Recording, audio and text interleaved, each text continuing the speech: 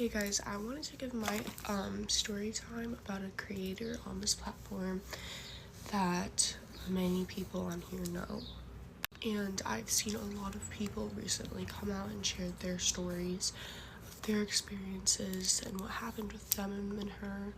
So I feel like I wanted to come on here and share mine because I feel like it's important that people know and are aware of the type of situations creators go through. So I met this person around the beginning of the party. I also met her at the pre-party at the Grove where we were all just making TikToks. I had made TikToks with her, talked to her, hugged her. Like, I thought she was a really sweet, genuine person. Until around midway through Paul's party, we started to really actually talk to each other and get to know each other and just kind of like what's the word, bond over what like we've both gone through in the past, etc. After this, she said she had to use the bathroom and she told me like, hey, do you want to come with me, we can go through together. And I was like, you know what, why not, whatever. So I feel like I don't really think it's awkward to share a bathroom with other girls, so we went to the same stall because we were talking throughout the time we were peeing, and I finished peeing. And then she goes to use the bathroom, we could like scoot past each other. It was a pretty small bathroom stall. And she kind of like grabbed my waist. It was kind of strange. And that was like kind of a red flag to me. But like I ignored it. Like, you know, like this was an opportunity to make more friends and, you know, get my name out there. So like I said, I ignored it, which is probably a bad decision. I should have taken that as a red flag. She used the bathroom, blah, blah, blah, blah, blah, whatever. Finished, left, we went out, and we went to go talk to Gio, blah, blah, blah, all that stuff. Gets to a part near the end of the party where everyone, or it was just us two at the time, before everyone got to the dance floor, it was just me and her and we were dancing. And then I told her that I had a really bad game. Cause like, I don't believe in TMI, okay girl? And she looked me up, and I specifically vividly remember this. She looked me up and down and she like stepped closer to me and she was like, I can fix that for you, and like put her hand near, you get the gist. But it was very slight, like it wasn't like full on, like, you know. But I stepped away and we just kept dancing, whatever. And then there was an after party that we went to, which was, it wasn't even an after party, it was just a hangout group after the party, just to, you know, all make more TikToks together. And at that, she was being very flirty with me, and it made me super uncomfortable. And I was supposed to go back to her dorm, but her roommate was asleep, and she was like, I didn't wake her up. So I don't know what would have happened if I gone there based on the videos I've seen. But I just wanted to share my experience and make sure that it was known that you need to be really, really careful with people that you trust and you talk to about things. Like, this was a big eye-opening experience for me, because now I have learned so much about not only the type of people that I can encounter, but the people I need to be worried about and I need to be looking out for red flags from. But thank you so much. If you made it all the way to the end, please comment pineapple. I know it's random, but comment pineapple. I love you guys so much. Please make sure you like and follow this account and video. Hi everybody, I just wanted to come on here and give you part 2 of my story time of the whole entire event, situation, whole thing going on with a certain person. I also want to mention that I am doing this to spread awareness and not to slander anybody's name whatsoever. None of this has ill intent. I'm not doing this for clout. I'm doing this to help others and maybe even allow others to tell their stories who are too scared to. Not even just about this person, but just stories about being sexually assaulted in general. There was in fact an after party for a small group of creators, and Ashley invited me to go back to her dorm. And obviously I said sure, because at the time I thought we were friends. I didn't really see the red flags. I had I didn't even really noticed and thought about it until the day I was leaving, which was the morning after, which is when I realized, like, that was wrong, like, but I was still too scared to speak up. So at this after party I went to with my friend Macy, there was quite a few creators there. Ashley was one of them.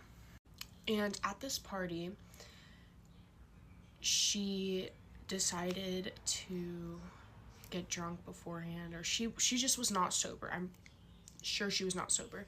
Nobody else was drinking, nothing. I don't condone an underage drinking or anything like that. But you could tell that she was not sober. And she was telling me earlier that day about how she hates being sober, how she had to get sent to a mental hospital, how she just did not like being sober, and how she hated it and she wished she never did it, and how she was going to do something about it, and how she was going to break her sobriety that evening. And obviously, like, me and her friend Melina, sorry if I mispronounced that, we were like, no, don't do that. And so that happened, and I'm pretty sure she still did it. So, like, her friend Melina, I'm sorry if I'm pronouncing that wrong. You guys probably know her on TikTok. She literally pulled her aside for a 35 to, I'm guessing, around an hour-long conversation, just telling her about how she should not be doing that. And she still decided to go out of her way and break her sobriety. Adderall, drinking, and smoking. And by the time that party was happening, I could tell she was not sober. So I tried to keep my distance from her, and I could tell me doing that really, I think, sent a signal to her, but at the same time I didn't. I don't really understand, because she would still try to talk to me and try to touch me, and I kept on moving away. But I just feel like it's really messed up to fake your sobriety to all of these people who love and support you and are trying to help you get better, because it shows how serious you're taking it as well, and how you are not taking the time and you're not giving yourself the determination to stick with your sobriety. That was not a fart, by the way. That was my chair. She also decided it would be a good idea to hand out her unprescribed medication at that point to people at the party, or attempt to at least. But I don't want to speak any more about this. This is my last video I'm going to make. If there's any questions, feel free to DM me. If you have any similar experiences and you need help or you want help, please contact me, a loved one, or the law enforcement near you. Just please get help and please find support. You got this. I love all of you so much. Thank you guys for all of the support in this really difficult time for me, and I love you guys so much. 50K to cousins, post a caption, pray none of my enemies hold me captive. I grieve different.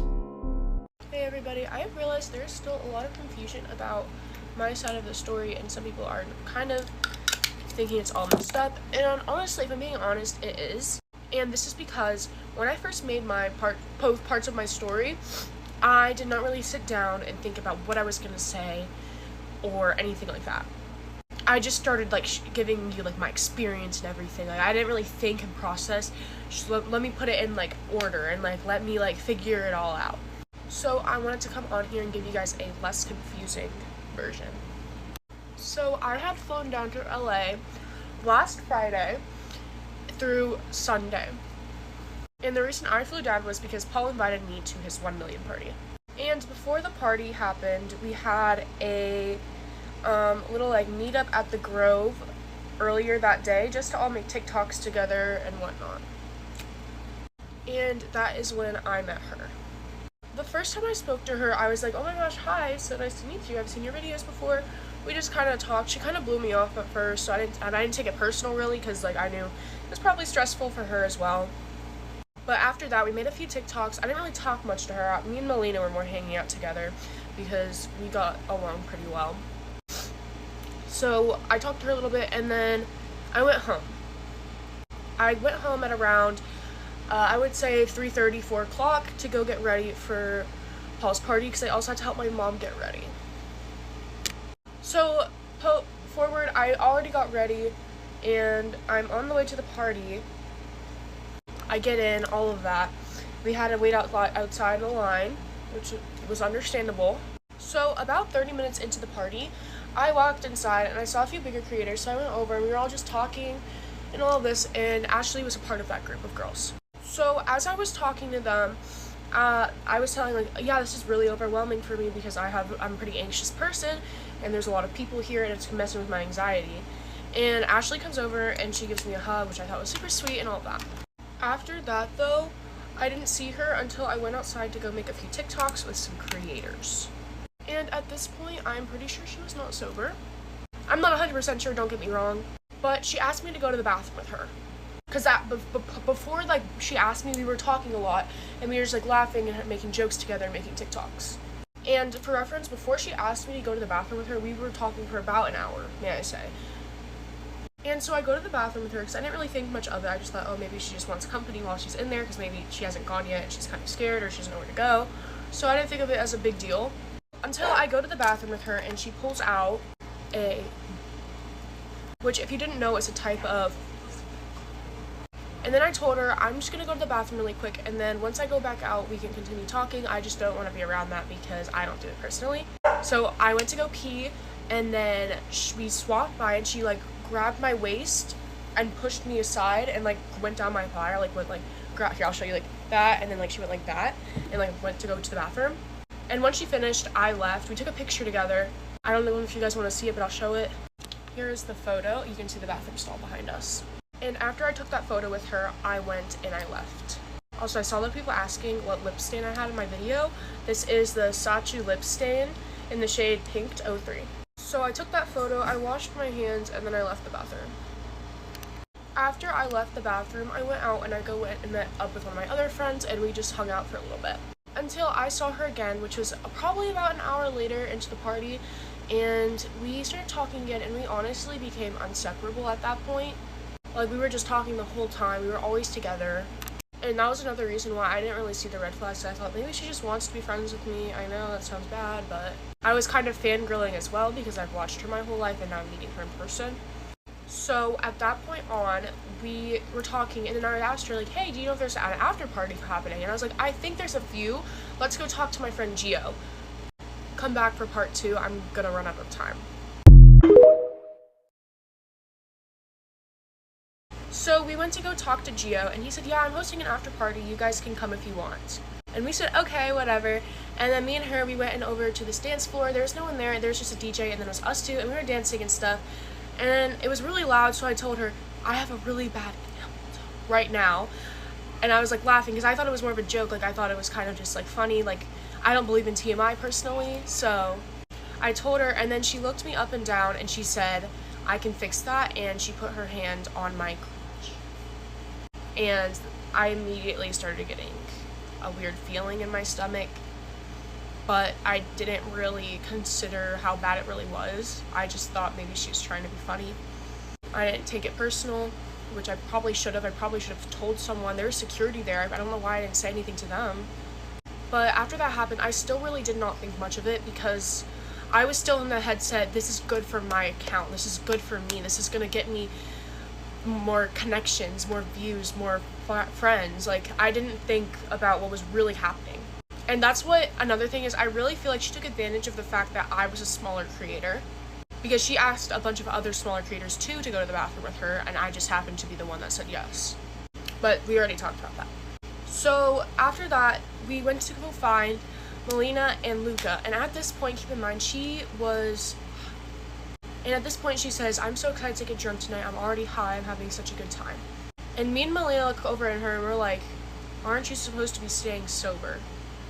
Because at this time, what she told me, because I knew she was supposed to be staying sober, and so I asked her, like, hey, are you supposed to be, because I thought she was supposed to be staying sober. She says she's only supposed to be staying sober from alcohol, and I obviously believed her, because she is good at lying. So me and Melina started talking to her, we were like, no, you're not doing any of that. You're not drinking. Absolutely not. But since it was our first time meeting, she didn't really listen to me, obviously. So Melina decided to pull her aside for about 30 minutes, I would say, and talk to her about why she should not do it. And when I was there, I was walking around waiting for her when that was happening. I didn't really realize or understand what was happening. I was kind of overwhelmed with the whole experience. so after they finished talking, I went over and I was like, hey, are you okay? What happened? Like, is everything okay? And she was like, yeah, but I don't think I'm gonna go tonight because my roommates said they don't want any company, and also because of what Melina was telling me, I don't think it's a good idea for me to go. And I was like, okay, that's completely understandable. I'm really glad you're choosing this path and you're deciding not to go and break your sobriety. And so I decided I was going with my friend Macy instead. So I left the party at around 11:30, and we went back to Macy's hotel room. We got ready, all of that. And I would say we got to the after party at around 12 o'clock. And I was there, I was just talking to people, I was talking to Gio, I was talking to everyone there. And I was having a really good time until I see Ashley Barnes walking in.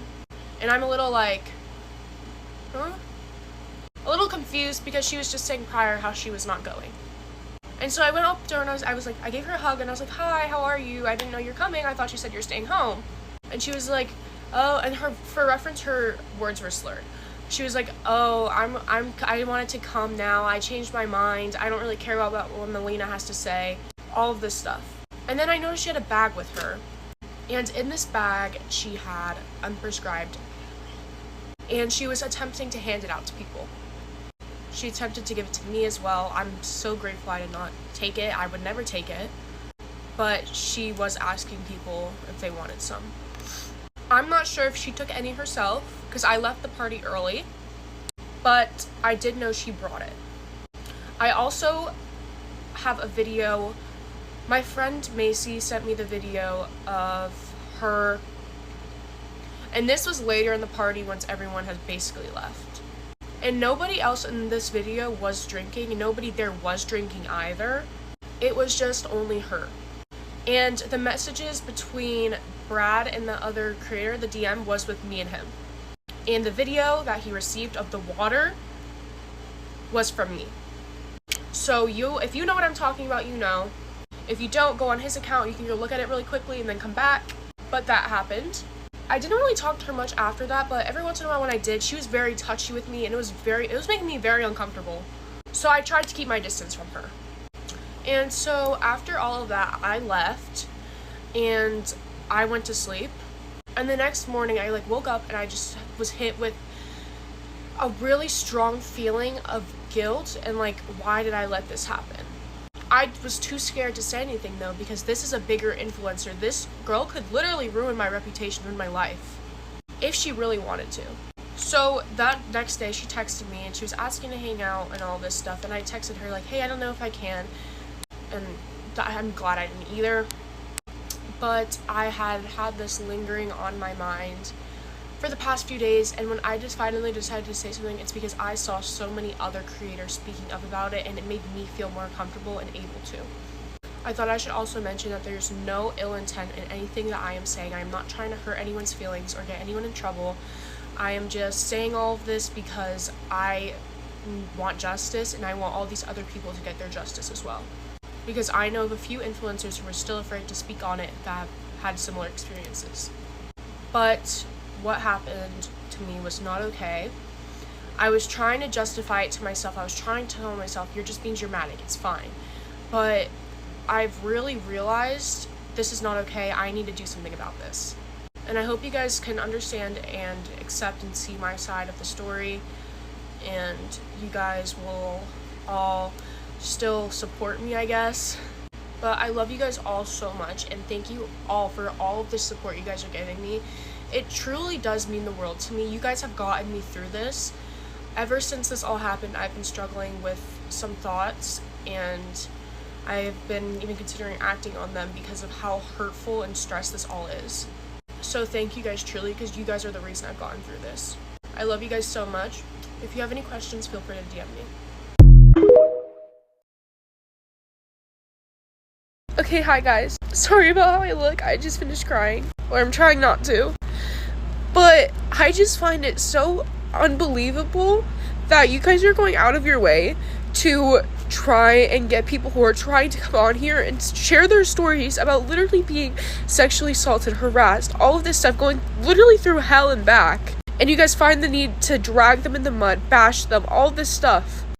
Because these people are trying to tell their story, and you guys are just, it's like you guys don't want them to.